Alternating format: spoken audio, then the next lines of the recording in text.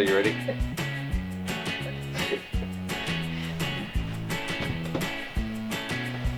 So what's on the agenda today, Jill? Well, it's a really topic today, actually. Today we're going to talk about holding tanks. All holding tanks. We thought maybe just a black tank, but you know what? I think every tank requires a certain level of maintenance or care, and I think it's important to cover off on all of it. And I'll tell you why we thought of that. And the reason is because the other day we were walking through the park that we are at, and a couple who had their first rig, so it was a rental. They had never been in an RV before, actually stopped us and started asking us questions. And Jill went on for a really, really long time explaining all the intricate details on what should be done and how it should be done and all this kind of stuff. Maybe in too much detail, because I think they returned it the next day. No. But the bottom line is, as we left there, I realized that I didn't even know half of the stuff that he was telling them. And I thought that maybe you guys would want to hear, if you're new to RVing or old or whatever, maybe you could benefit on Gilles' many, many, many years of experiences with different RVs ever since he's been, since he was a teenager, basically. Yeah. So anyways, I just thought that you guys could benefit from hearing this stuff. We're going to do it a little bit different. We're going to try and make it a little bit more interesting than just him talking, because I know his voice, he can get, I'm going to try and oomph this up a little bit. Is it okay? Okay. So we're going to do this interview style. Oh, the sexy librarian glasses are coming out. Yes, they are. Okay. All right. So, Mr. Paquette, holding tank maintenance. Typically, how many holding tanks are there on an RV, and what are they and their purposes? Okay, so you'll have at least 3 holding tanks, possibly more. You'll have a gray tank, which is all of your drains, whether it's kitchen sink, bathroom sink, showers, tubs, washing machines. All that drain water goes into a gray tank.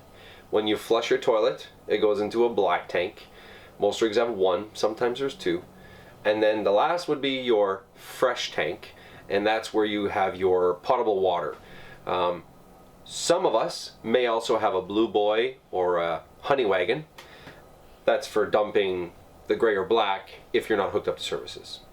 Okay, so let's start with the black, because it's really the most intricate. Yeah. The one that can cause you most grief. Yeah, for sure.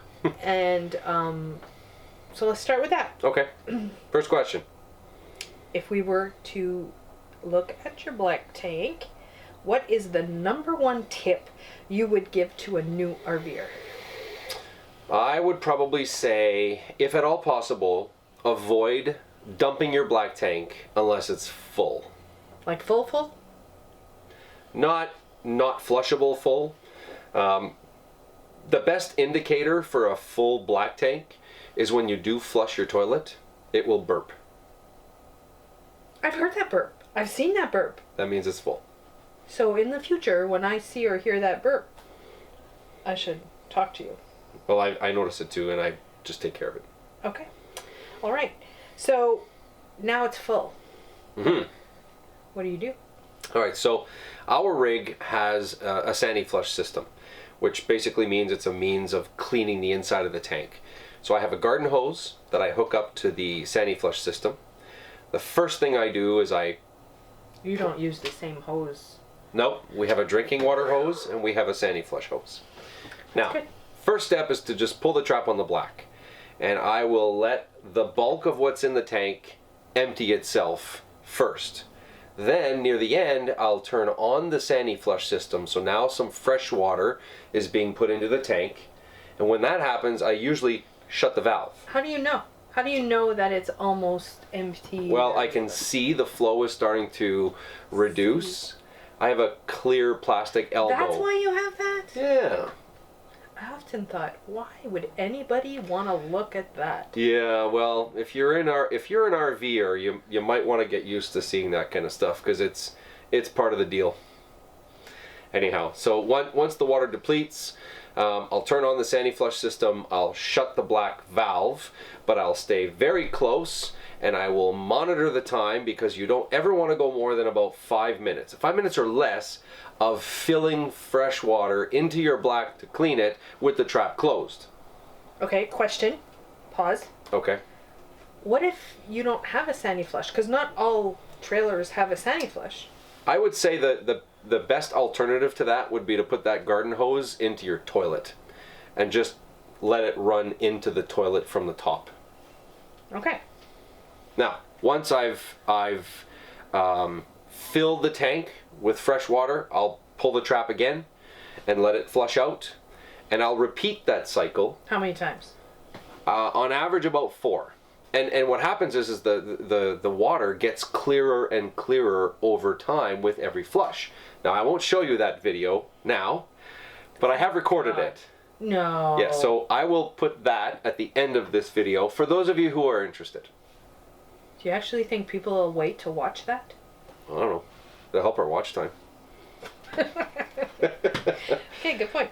All right, so now we've gone through that process, the Sani-Flush. If you Right. don't have a Sani-Flush, there's other ways of doing it. Right.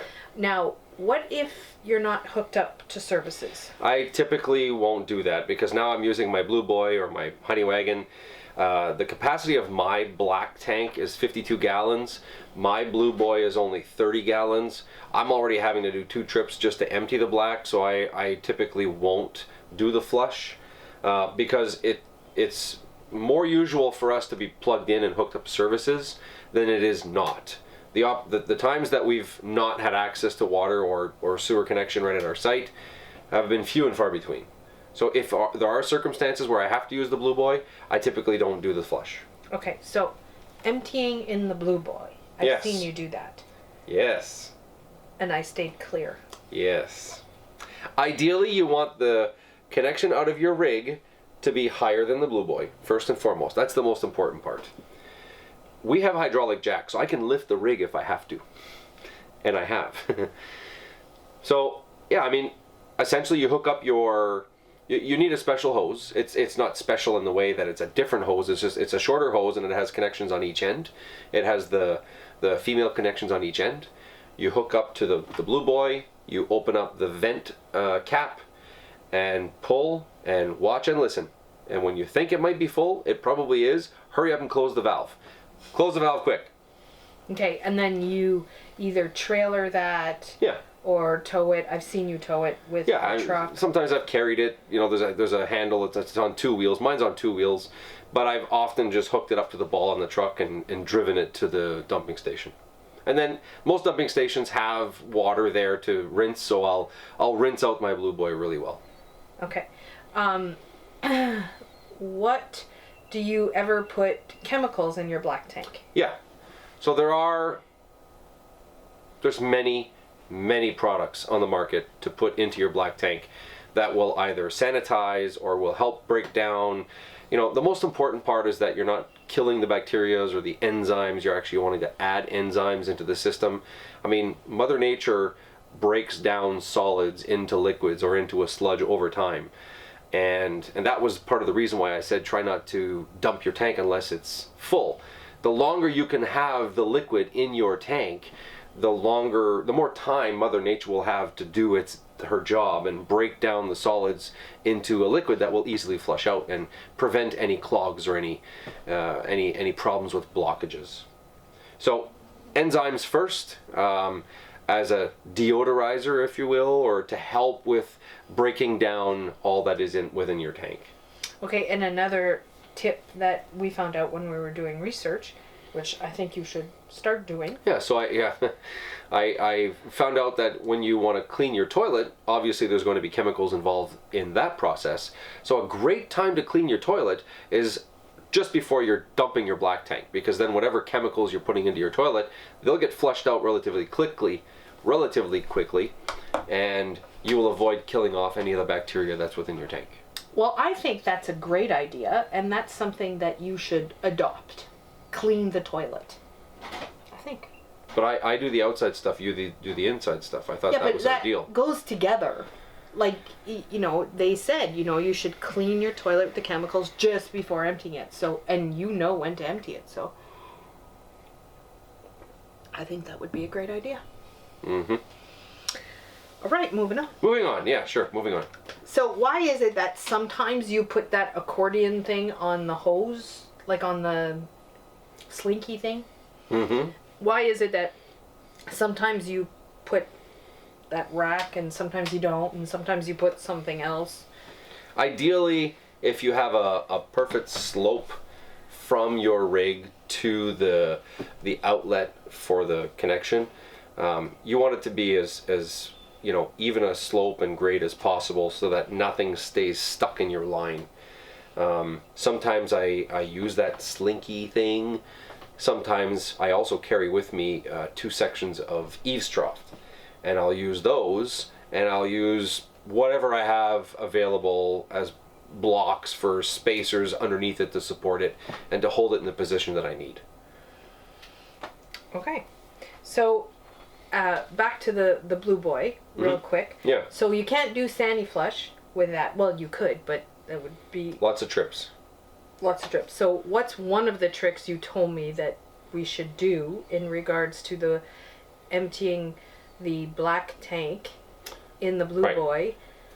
So obviously the flex hose that connects your rig to your Blue Boy, if you don't have access to water or water is in limited supply, dump the black first, of course, and then dump your gray afterwards. So if you know that you're going to be dumping your black, close the traps on your gray if they are open.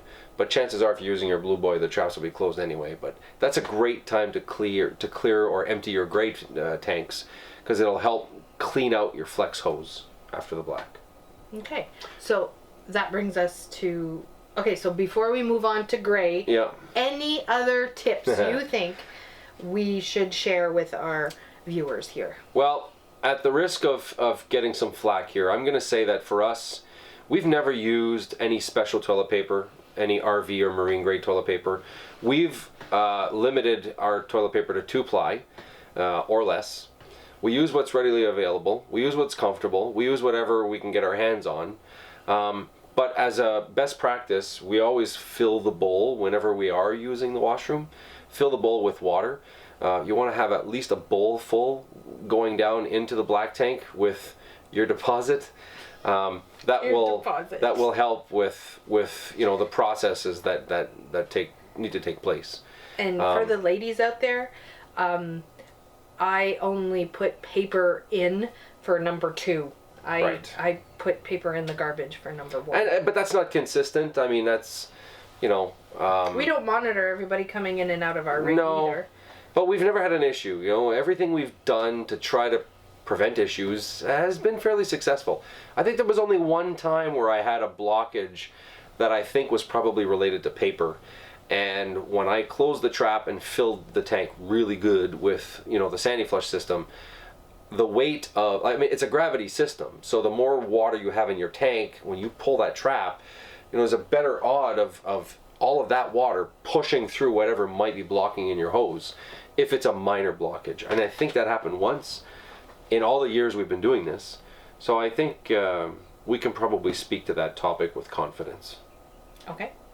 I think that's it. That's it? Yeah. Okay. So we can move on to gray tanks. Yeah. So if you were to give one tip to new yes. RVers in regards to gray tanks, what would it be? Well, I think good gray tank health is don't always leave the trap open at all times, especially for the kitchen sink. If you only have one gray tank, it'll all be in the same tank. So every so often I would suggest you leave the trap full and let it fill up before you flush it. I mean, let's be honest. The kitchen sink, there will be food particles that will get drained down the kitchen drain, and they'll work their way into the tank. And if your valves are open, water comes down and will just rush out and may not wash out those food particles. And you know, gray tank drain water can be almost just as bad as black tank water. It stinks just as much. Yeah, if not worse. So, you know, flushing out, and if you're using products, enzyme enhancing products in your black, it wouldn't be a bad idea to put them down your gray once in a while also. Okay. So do you leave them closed or open? Yeah, mine are pretty much open all the time. I have a gray tank for the kitchen and I have a gray tank for the washroom as well as the washer dryer. The bathroom and washing machine are on the same. Kitchen is all on its own. So this sink here is on its own gray. They're both open all the time, but I would say once every maybe other month, I will close the kitchen gray trap and I'll let it fill up. Once it's full, I'll pull the trap and I'll leave it open for another month or so.